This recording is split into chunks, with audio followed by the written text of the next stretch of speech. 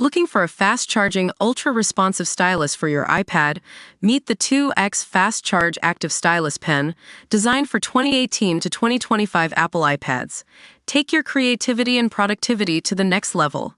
Click the link in the video description to shop now on Amazon. Hello and welcome to Google Trends Hub. Today, we're talking about a major upgrade in AI reasoning that's got everyone buzzing. Chinese startup DeepSeek has just upgraded its open-source model, R1, to rival top AI models from OpenAI and Google. So, what makes this upgrade so exciting? Well, according to DeepSeek, their new model R1-0528 boasts significantly improved reasoning and inference capabilities. In fact, the accuracy jumped from 70% to an impressive 87.5% on a benchmark math test. That's right, folks. This AI model is now performing almost as well as some of the best models out there. But what sets DeepSeek apart? Their model uses more computation and adds mechanisms to optimize its algorithms. It also increased the number of tokens used per question from 12,000 to a whopping 23,000.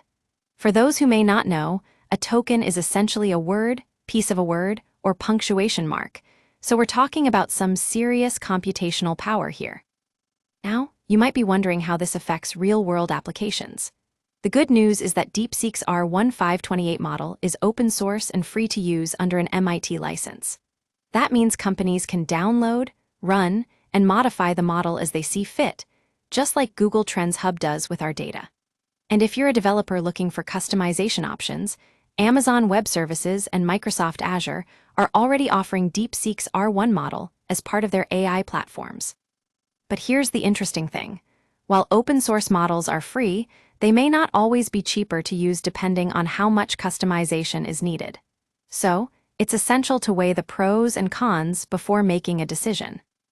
DeepSeek's founder Liang Wenfeng has indeed become a tech celebrity in China after releasing their groundbreaking model R1.